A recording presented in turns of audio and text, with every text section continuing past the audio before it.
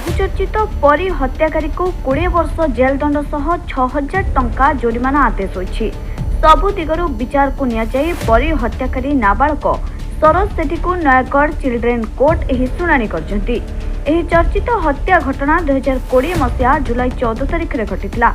नयागढ़ सदर थाना लक्ष्मीप्रसाद पंचायत जदुपुर गाँव में परी को हत्या करा जायतिला। एसआईटी धरिथिबा नाबालक को आज कोर्ट रे हाजर करा जायतिला।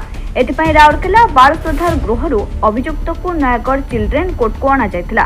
गत जनवरी 30 तारिख रे सुनानी शेष होगा पर राय संरक्षित करथिले कोर्ट। परी हत्याकांड घटना रे गठित एसआईटी गत 20 डिसेम्बर 2020 रे अभियुक्त को गिरफ्त करथिला। राज्य सरकार नवेम्बर 25 तारिख रे क्राइम ब्रांच तदंत एवं परे विरोधी दाबी परे 28 तारिख रे सरकार एसआईटी तदंत निर्देश देथिले। वरिष्ठ आईपीएस ऑफिसर अरुण बथरा नेतृत्व में 5 जणिया टीम एहार तदंत करी सेही गाँव सरोज सेठी को डिसेम्बर 20 तारिख रे गिरफ्त करथिले। सरोज को पचराउचरा परे से ही नाबालिका को दुष्कर्म उद्यम करने सह धरा पड़िजिबा भयरे हत्या करथिबा स्वीकार करथिबा बथरा गणमाध्यम को सूचना देथिले। तेबे फेब्रुआरी 2021 रे 480 पृष्ठार चार्जसीट दाखल सह 85 जन साक्षी बयान मध्यरु 31 जनक साक्ष्य को ग्रहण करा जाय एही सूचना मिलिथिबा जणा पड़छि। चापर आज्ञा ताकू प्रेसर पकईकि भलिया करछंती। हाउ भगवान का सा भरसा मो पिला मो पिला वंचित थाउ ये भलिया कष्ट देइछंती से ठाकुर ही जानी। मो कहा संगे नाली पारिबिनी। मोर टंका पैसा नाही, मोर धन संपत्ति किछि नाही, मो स्वामी नाही। मु से बहुत कष्ट रे चलुची। मो पिला को मिछरे जो माने फसैछंती से भगवान का साक्षी आ केही नाही। मोर आज जो राय प्रकाश पाइला ए राय नै कोन कहबो?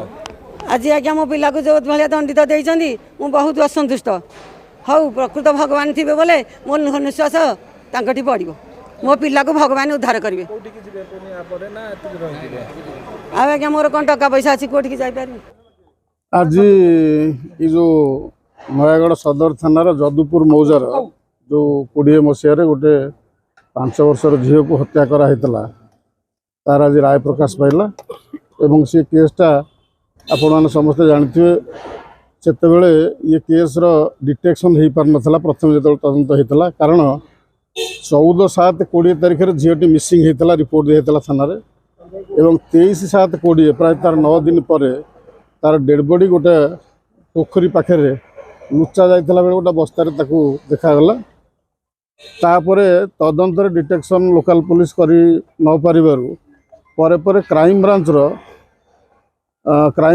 तदंत भार दिहला एवं गोटे एसआईटी गठन कराइला सरकार द्वारा जहाँ को आमर सेतेबेलर आईजी श्री अरुण बथरा जी की बर्तमान क्राइम ब्रांच एडीजी अच्छा से तदंत करते नेतृत्व में तदंत है एवं तदंत बेले सी बहुत साइंटिफिक एविडेंस आउ इलेक्ट्रॉनिक एविडेंस अन्य बहुत पारिपार्श्विक तथ्य कारण ए किसी डायरेक्ट एविडेंस नाला कि आखि देखा लोक अपराधर नॉर्मली न था रेप मर्डर रे।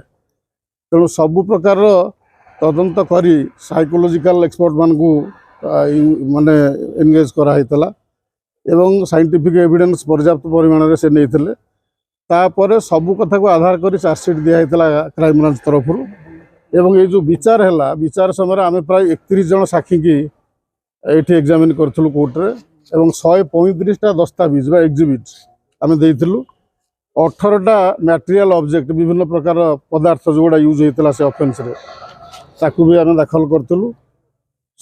सबू साक्षी प्रमाण तथ्य जहाँ सब से कोर्टे अच्छी केस रे अच्छी सबू को भित्ति कर आज मान्यवर स्पेशल चिल्ड्रेन कोर्ट नयागढ़ आज से केस रे मुदाला को दंडित कले प्रमाण पाइले से दोषी बोली एवं दंडित कले सेक्शन 6 पोक्सो एक्ट एवं सेक्शन 376 आईपीसी रे 20 वर्ष सश्रम कारादंड दिहला एवं 302 जोटा मर्डर से 20 वर्षर सश्रम कारादंड दिहला।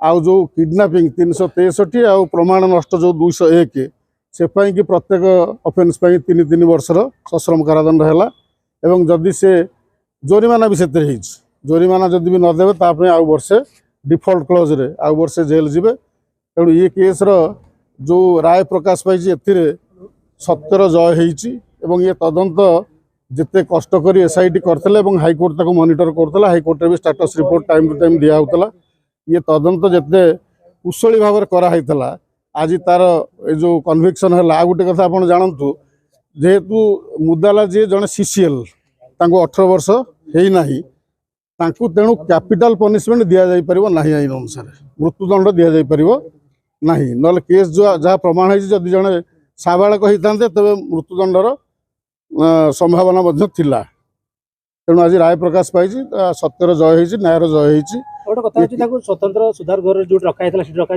जेल को पठा बर्तमान तो सुधार गृह को पठाब तापर 21 वर्ष है जेल को पठा जहाँ व्यवस्था अच्छी बर्तमान तार बयस के ठीक मु हिसाब करूनी जहाँ हम से अनुसार आईन अनुसार कराब। Thank you.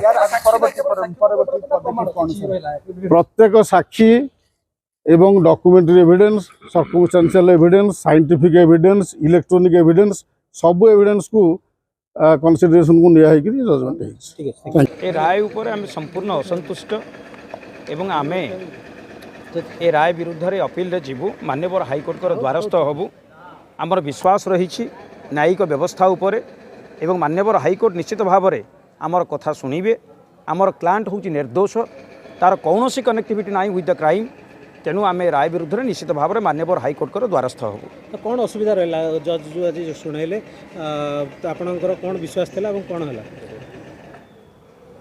जेहेतु सर्कमस्टेंशियल एविडेंस उपर यह बेस करिछि तेणु जो 5 गोल्डन प्रिंसिपल्स रही से 5 गोल्डन प्रिंसिपल जदि प्रमाणित हो पारि था ताहले आमको दंड होता था आमर जो थिला आमे तो एत पर्यंत जजमेंट कॉपी पाई ना हूँ। नयागढ़ भास्कर चंद्र स्वाईं रिपोर्ट ज्योतिपुर।